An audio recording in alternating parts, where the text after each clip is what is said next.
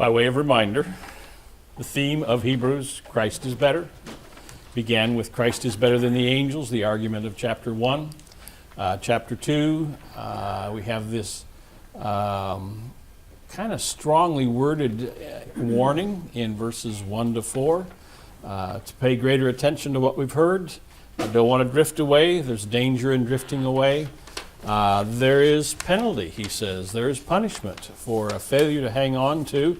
And we are presuming that what he is concerned about is the message of Christ. The gospel is what he wants his people to hang on to.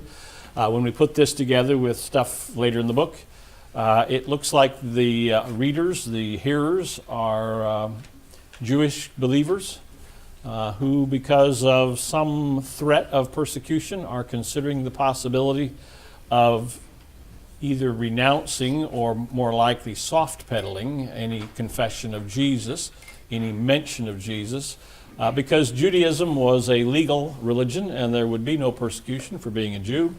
But if this is, as probably the most common location of it places it, if this is in the time of Nero, Nero's had some hostility against Christian folks already.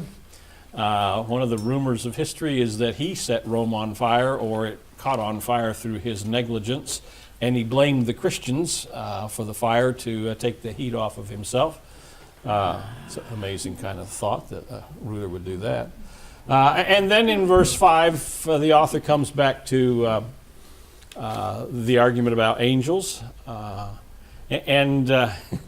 There's going to come a day, for those of you that are concerned about that, there's going to come a place in this book where he lets the argument about superiority to angels go. But he hasn't let go yet in verse 5 of chapter 2. And he contrasts by saying God did not subject the coming world to the angels. Now, the implications he did to Christ, and he doesn't lay all that out or doesn't state that up front. He begins to unpack it more slowly, and he unpacks it with this extended quotation from Psalm 8. And we spent a couple of weeks on the singular and plurals of whether this is the him or the them, because of the Hebrew word for man and mankind and son of man or son of mankind that appears there. I finally said I want to think about it as the singular because of the Son of Man connection to Jesus, which I think is how he's making his argument that God did subject the coming world to Christ, not to angels. But that plural sense of all humankind is not totally out of his mind either.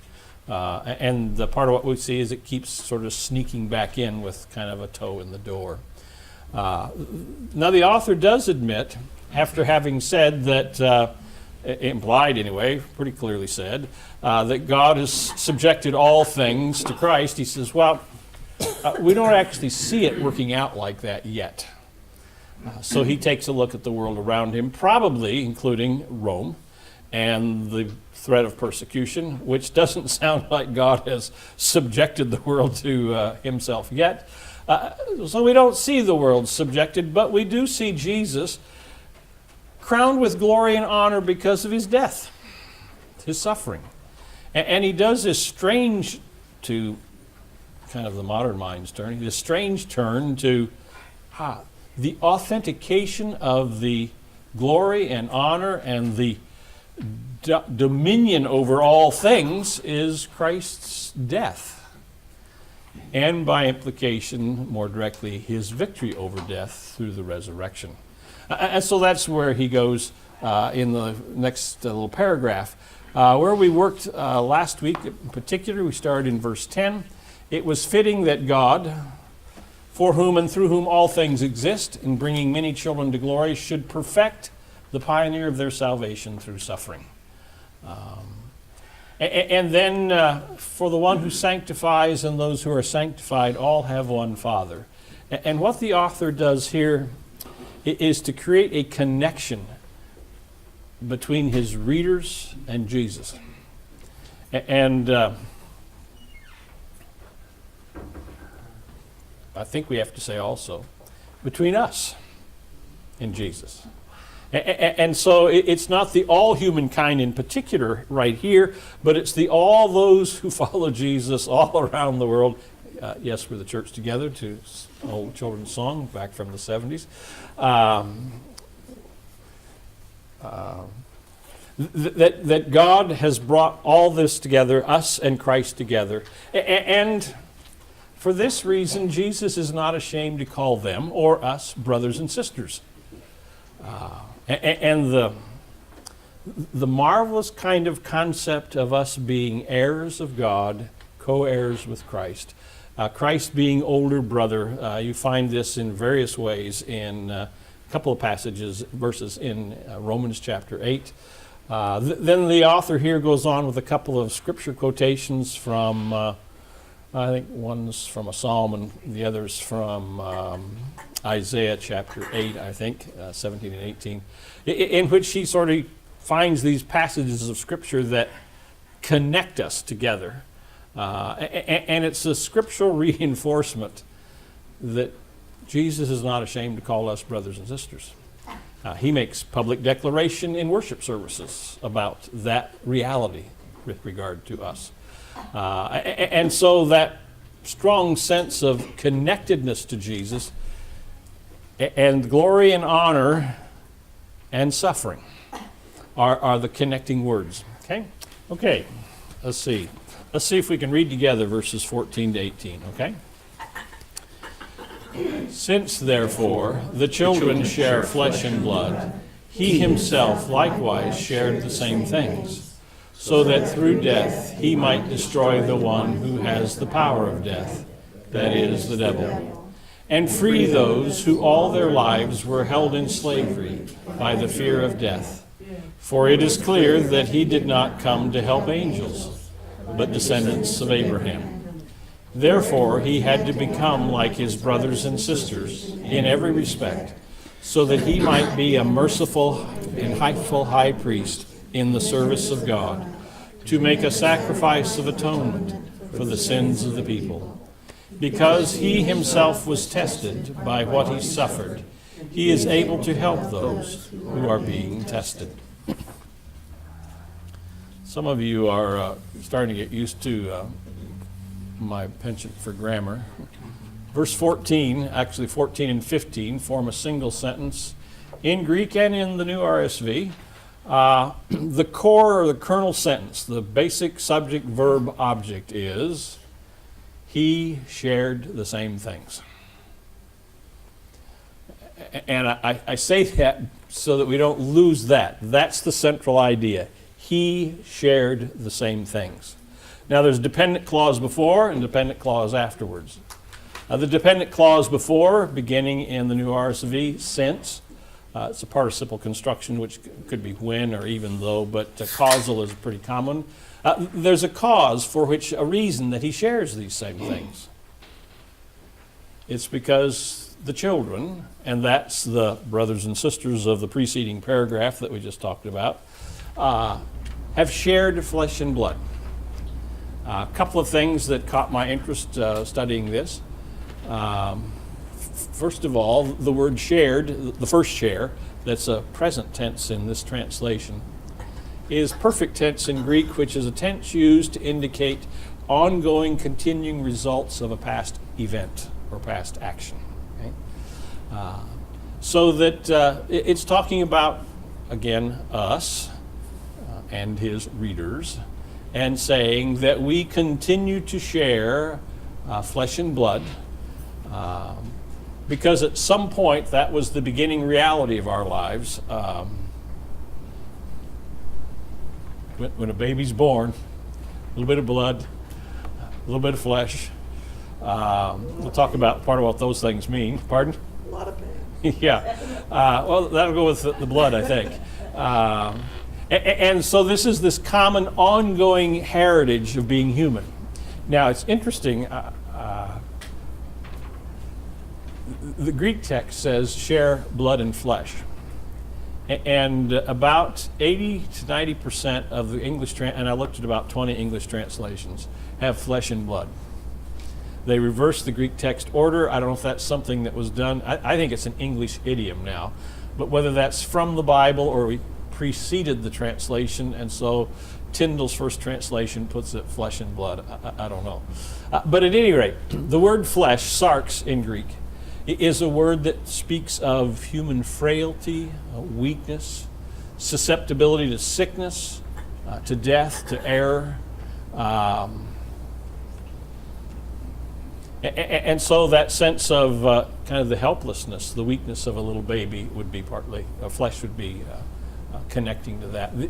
The word blood, most of the commentaries that mention it connect it to suffering. The shedding of blood when you're the sheddee, not the shedder of blood. And thus even birth, that shedding of blood, is a suffering event, usually overcome by the joy of the birth. But nevertheless, this we have shared in suffering and in weakness, frailty, susceptibility to sickness and death. All of that is the common lot of the children here, of the brothers and sisters. Frankly, it's also the common lot of all humankind.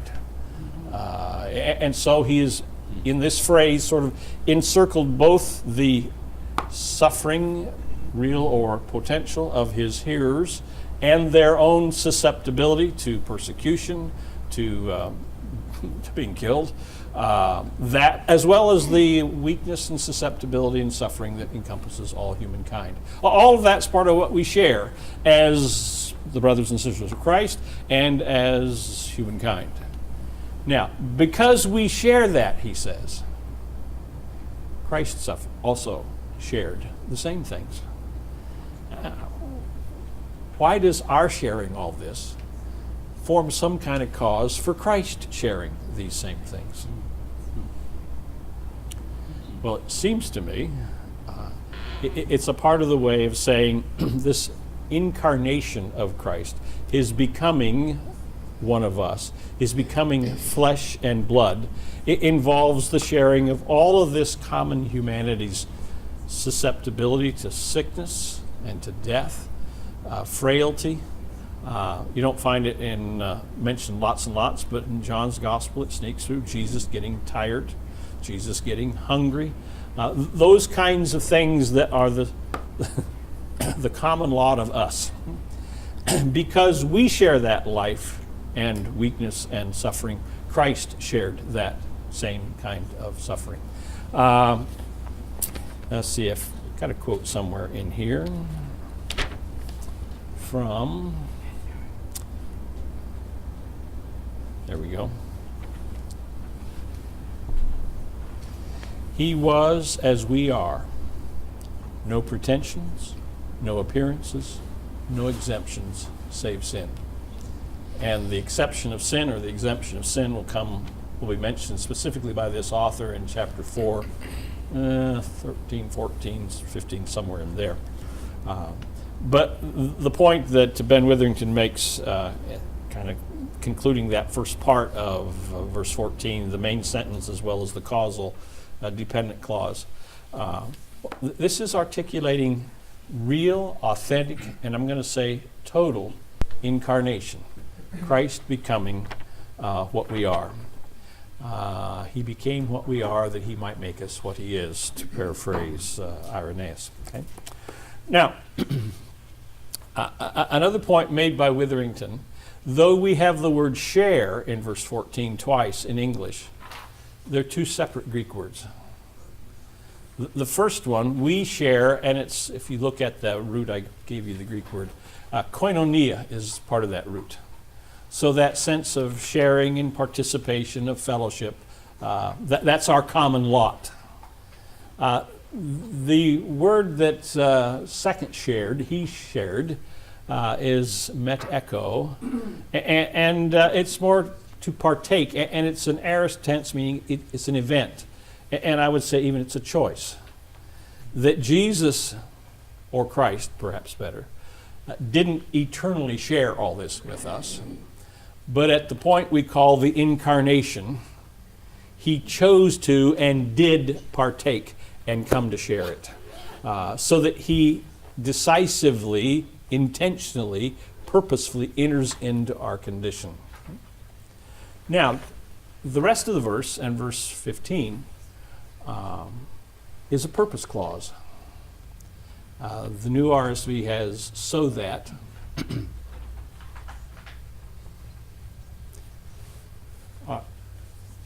I stubbornly want to translate Hannah as "in order that," to make it very, very clear this is a purpose.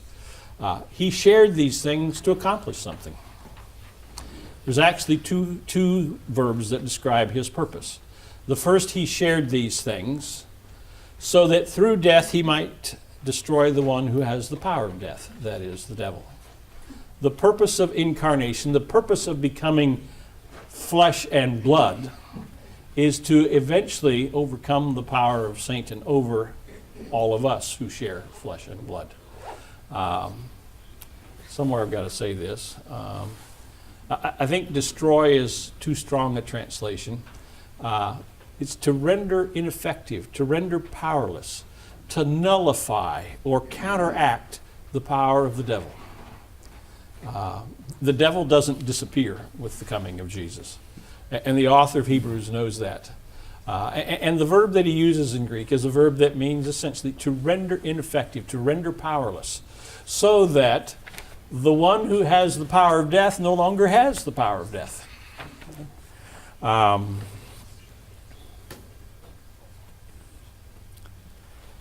Now, the description of the devil as this one who holds the power of death is very common in Jewish teaching, that the devil has essentially two roles. Number one, he tempts people to sin. And as a result of that, because Judaism understood from Genesis 2 and 3 that death is the result of sin, if the devil tempts people to sin, then his second role is to be an agent of death. He's the bringer of death, the purveyor of death, the causer of death. And so the references to death in verses 14 and 15 reflect a tendency, I think you can see already in the Apostle Paul, of personifying sin and death. I give you here the quotation from 1 Corinthians 15, 54b to 56. I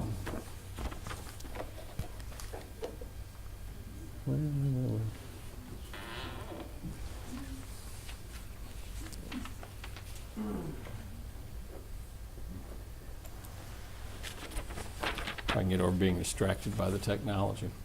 Death has been swallowed up in victory. Where, O death, is your victory? Where, O death, is your sting? The sting of death is sin, and the power of sin is the law. When you've got the O there, O death, where is your victory? O death, where is your sting? This is literary evidence. The author is personifying death, treating it as a living entity that he can address. And thus the purpose of the incarnation is to grab the power of death away from the devil and render his ability to create all the fear of death that will come in verse 16, to take that away, to remove that. Okay? So the second purpose that is now stated in verse 15, Christ chose to partake of our weakness, our suffering, in order to free those who all their lives were held in slavery by the fear of death. The first key word, to set free. And the Greek word suggests exchange a relationship of bondage for a relationship of freedom. It's not the typical word to rescue or deliver or to save. It's a kind of a commercialized word almost, of exchanging the power of death, the power of fear of death, for the victory over that fear. Now, the setting of free is those who all their lives were held in slavery by the fear of death. I may have gotten too subtle in my thinking here when I thought about fear of death.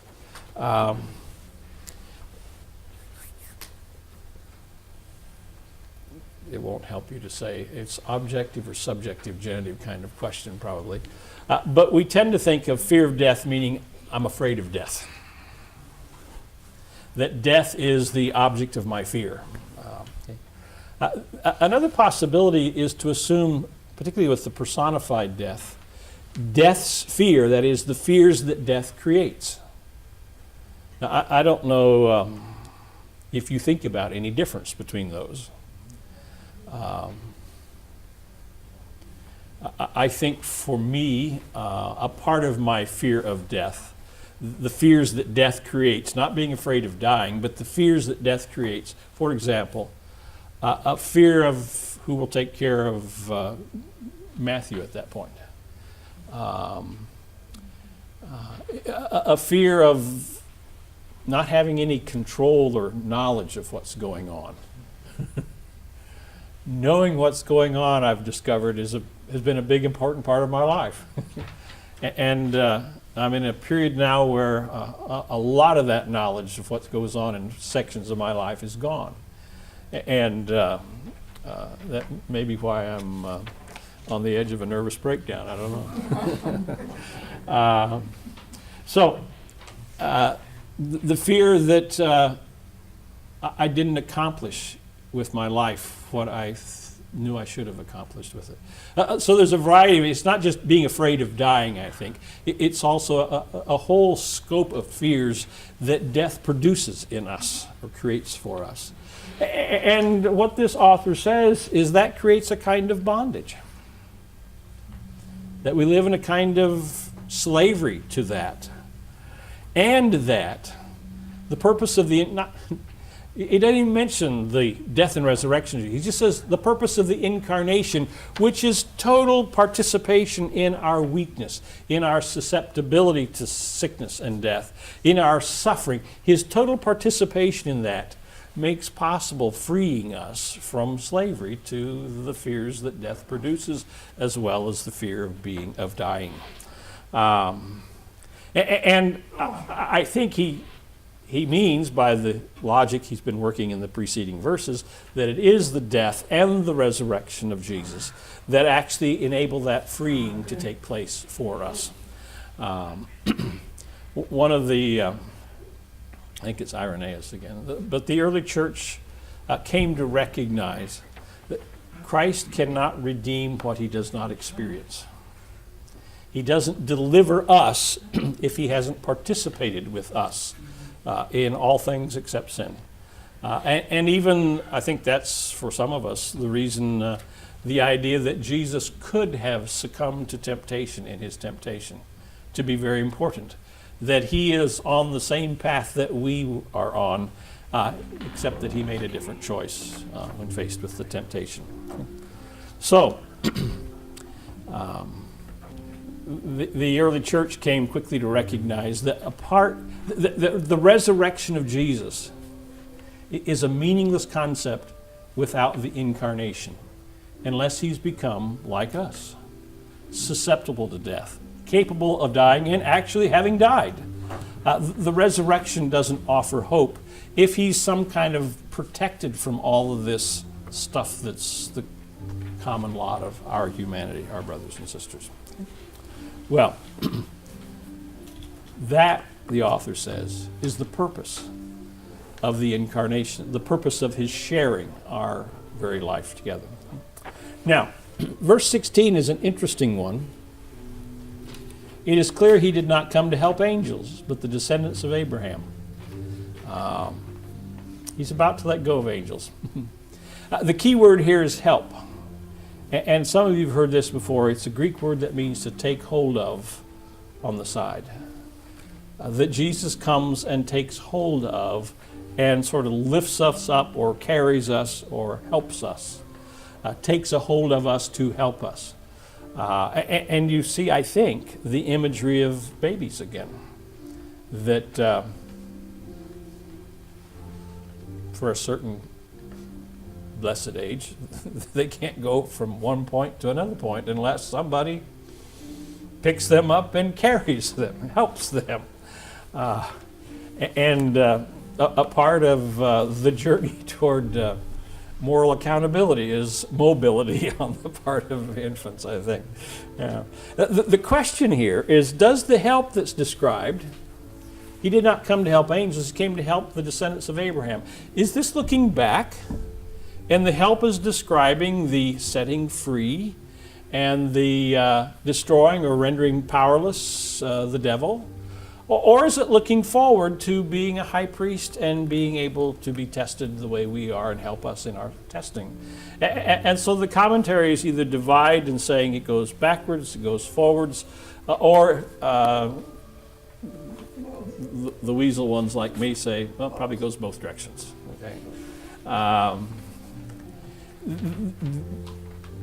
The author assumes this isn't done for angels. Why? Well, angels don't experience blood and flesh, as far as we know. They don't experience fear of death. They are not paralyzed or in bondage to fears that death produces. They aren't susceptible to sickness, frailty, human weakness. What Christ does help, he says here, is descendants of Abraham, which struck me as interesting. I thought, why didn't he say humankind? Back to whatever it was, verse 6, where we had the singular plural of mankind kind of thing. Or at least the brothers and sisters that was in 11 through 13. Why does he say specifically descendants of Abraham? And I don't know this to be the case because I haven't interviewed him, and I don't know this author so well that I feel like I'm thinking his thoughts with him. But it may be that this is a direct speech to his audience, who are Jewish listeners. And it's a way of saying, you, my friends, you descendants of Abraham are the ones he wants to help. So, back to the warning. Don't cast your faith away. Don't drift away from confessing Christ. Don't drift away from making him the center of your life. His purpose, all of the incarnation, all of this is the purpose of helping you. Now, I don't think we want to say, well, I guess there's nothing for us there then.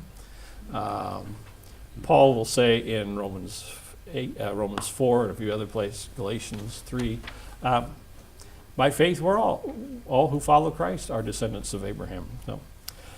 So, therefore, verse 17, for this reason, he had to become like his brothers and sisters in every respect. This sounds a whole lot like what he's just said, doesn't it? He has to, in every respect, in every way, in all things, become like us. Probably the new thing, two new things in 17. Number one, this says it was necessary. It had to be this way. There was no other way it could have been. Now, I sort of implied that in the treatment of verses 14 and 15. But here the author just flat says it.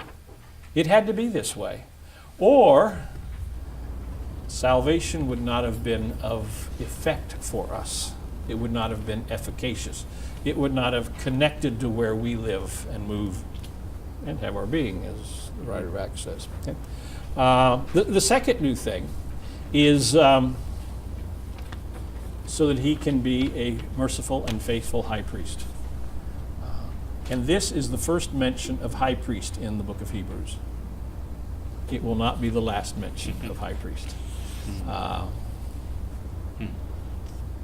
And it's the beginning, well, he's had passing references, but by virtue of high priest, it's also bringing into play the sacrificial system of the Old Testament, which creates some challenges for us.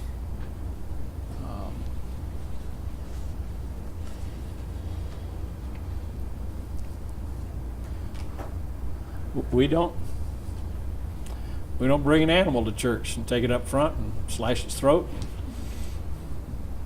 say, man, the Lord's really present here. I can smell his presence. I mean, that seems so foreign to us, we can't make any connection. But it appears to have been, it was central to the way relationship with God was created or restored and maintained in the Old Testament. And you see that already in the so that he might be a merciful and faithful high priest to make a sacrifice of atonement. Sacrifice of atonement is now the popular translation. Let's see here. NASB has to make propitiation, right here. Oops. Let's see, I found an expiation one too. That's the NAB. Do I have that? Yeah, here we go. To expiate the sins of the people. Let's see, that all I quoted. King James has, oddly, to make reconciliation, which is a different metaphor for salvation. Part of the reason I'm quasi-obsessing over this word and translation, it's related to the word in Romans 3:25, which the NIV translated sacrifice of atonement. After several decades of pretty intense argument in New Testament theologians between propitiation and expiation, and the argument of whether propitiation means somehow appeasing the wrath of God, or expiation simply covering over sin and enabling relationship to take place. And the arguments were hot and heavy for quite a while, especially the propitiation folks were pretty intense, which maybe I felt that because I've finally came to the conclusion I liked expiation better. The point of it all, though, and I don't know that we can appreciate it, because we don't bring an animal and slit its throat in sacrifice, and we don't have a concept of how that all works and what it all means. But the point somehow is that the problem of sin finds a resolution. It's covered, to use the expiation language. It's covered in such a way that relationship with God can be restored and can flow unimpeded by that sin. And so sacrifice of atonement probably is vague, and it doesn't tell us all of that. But that sense that now the way between us and Christ stands open. It is the point of that. The other thing he says is that he'll be merciful and faithful as a high priest. A part of what happened between the testaments was the politicization of the high priestly office. High priests became the de facto, the local rulers for the foreign empires. And so it became quite political.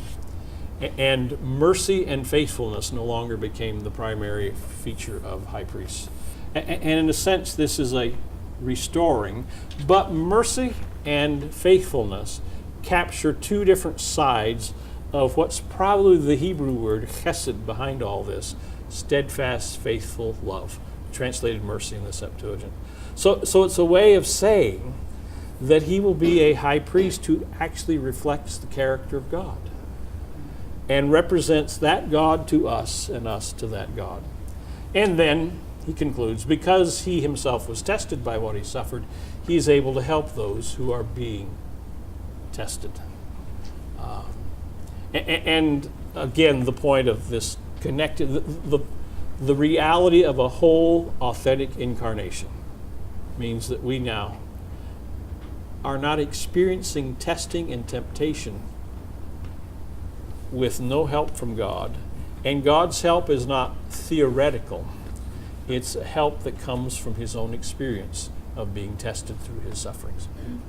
Well, questions or comments you want to make? Carol? Yes, the whole last section, I think if we had to bring an animal to die, we would take more seriously our sin and the cost of sin. That sin cost that animal his life. And propitiation, like the New American Standard, in the space program, the heat shields, the tiles that are put on the reentry heat shields, they're called propitiation because they take the heat. And I like that Jesus takes the heat due to my sin. Okay. So I like expiation better. I mean, propitiation better. Okay? Were animals basically like money would be to us, more or less? Pretty much. So we would bring our money to the altar. I've thought, wouldn't that be cool to bring a tenth of your income, your check and just bring it up to the front of the church and light it and set it on fire? That would give more of a sense of what they were doing, I think. Now, I see objections already, like, who's going to pay the preacher? Who's going to pay the light bill? All that sort of stuff, which tells us that giving has shifted in our world from their world. Now, there was a means, actually, in the sacrificial system by which the priest got a certain amount of the sacrifice to eat. So there was a provision for the life of the institution. And it appears that they collected other offerings for the building purposes. But there wasn't a lot of electric bills in 8th century BC when this was all No built. AC. Yeah. Yeah, well, You can separate, you can substitute blood, money for blood. You use the whole concept of without the shedding of blood. there's no remission. true. Which is a assumption out of the sacrificial system. Which makes his blood more than we can comprehend. Yeah.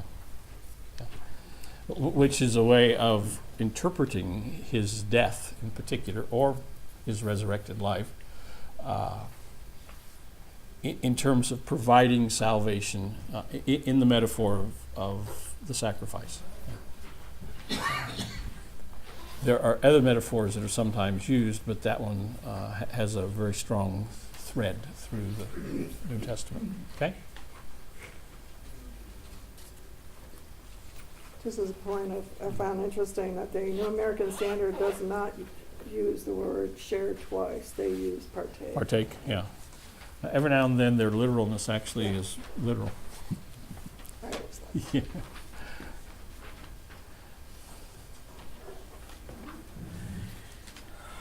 Yeah, Charlotte? I want to ask a question when everyone else is through. Mine's off topic. Sorry. I don't know how to control that. Okay. In our Bible study this last week, we're in Samuel where we may be ahead of 1 week of Where I am, yeah.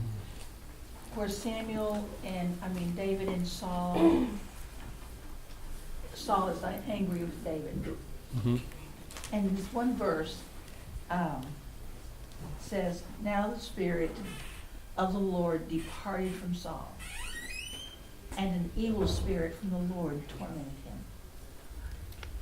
And we had some discussions on that evil spirit from the Lord. And it's more than one place. It's more than one place, too. It's in like 3 or 4 places. Okay, I'm waiting for you to connect that to Hebrews. She said I'm it. not. I said it was off the top. But we're eagerly waiting for that answer. Okay. All right, we'll leave that one till the last. Now I'm going to get any other questions or comments out of you. Strikes me the central idea of this paragraph is the importance that Jesus became like we are, that he shared so thoroughly in our weakness and our suffering, in our blood and our flesh. And those are the sort of code words for the totality of our humanity.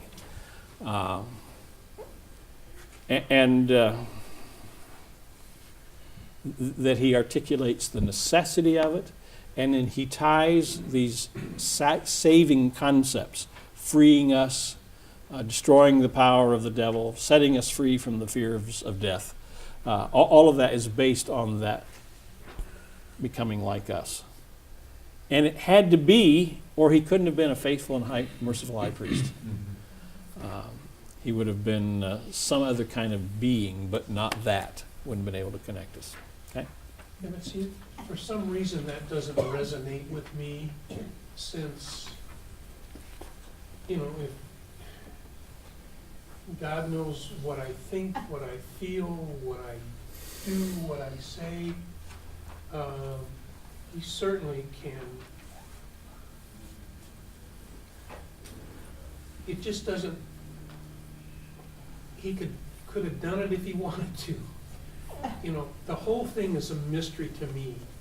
Why, you know, it says, for the joy set before Him, He endured the cross. And He wanted to redeem mankind, and this is the method He chose. And, you know, His wisdom is going to be worshipped during all eternity.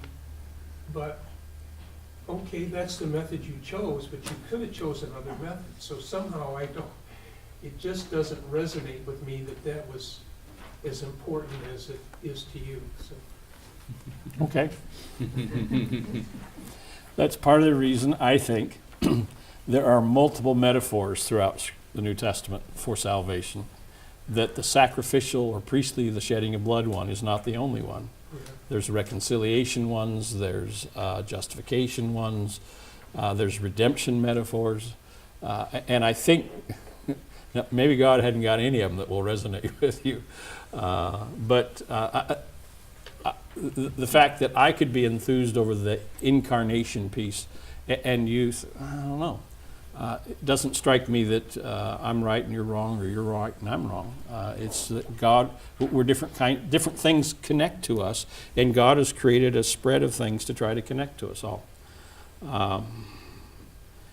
I think that the early church's argument was, yeah, He could have done it any way He wanted to, but that's in some sense sort of theory. The fact that He became what we are means there's no place, no spot in my life that I can say, yeah, but He doesn't really understand. Well, it says Because He was- has experienced it. He says He's tempted every way that I am. I don't think so. Okay? Jess? Yeah, I'm struck by the references to our fear of death. I like your comments on the various dimensions of what that fear might include. We so sanitize death in our culture, but it is not as in our face as it would have been at that time. We don't see the death and the dying. We don't even see the horrific pictures of what occurs in our own city through accident or gunshots or anything like that, because it's sanitized. Yep. It's not shown to us. So death is more theoretical for us than actual. And it seems to me that one of the benefits of the sacrament, both sacraments and sacraments, is that there's a tangibility in our hands that this represents the blood and body of Christ. And we're confronted now with a reality that we would like to keep at a distance.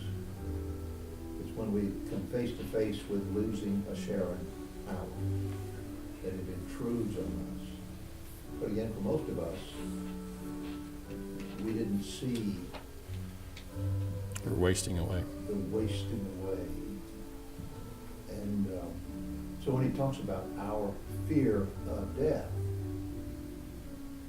we're not afraid of it. We're like Winston Churchill, who made plans for his funeral and put it in a file called Operation Hope Not. And How'd that turn out? somebody had to get the file out. You know, it's interesting, because I was looking at some old master paintings yesterday, you know, and there was this one artist that all of his paintings just show these massive amount of people with the gore of death everywhere, different depictions of how these individual people died. So, you know, I really agree with that we are sanitized from that now. Our art doesn't show that, you know, like that's the art of, the 1300s. We deny death. I hope it'll go away. So, was there a question, Charlotte, in what you were saying, or just comments that a lot of people talked about this statement? Yeah, in our Bible study, so Yeah, It no. is a question, like, how can God send us, like, how can an evil spirit? spirit be sent by God? Lord. I don't know. Okay, thank you. That's what we said, right? The answer that I was given in school is that Old Testament, particularly in the historical books that we're reading now in Community Bible Experience, I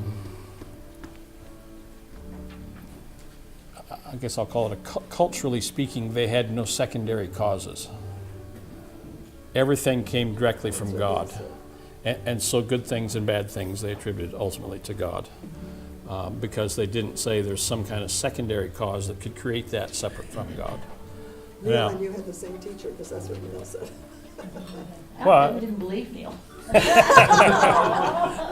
I don't know if that's right or not. I don't find it, I'm sorry, I don't resonate with that answer. We likened it a little bit to God hardening Pharaoh's heart, like he knew what the decision was. Yeah, well, yeah. The week before, I just read a section where it's in chapter 2 of 1 Samuel. It was God's will to kill them. What?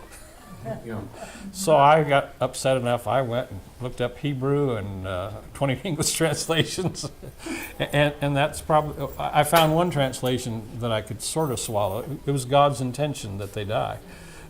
Well, yeah, in a large scheme of things, but the Hebrew sounds almost like it was His good pleasure to make them die. So, well, let's pray. Father, thank you for your word. Thank you that we don't have to resonate to everything in it, but we do resonate with you and with the message of love and grace, of mercy and faithfulness that we've received about you through Christ. And in part, we trust His revelation of you because He also reveals us to you, because He has indeed experienced what we've experienced.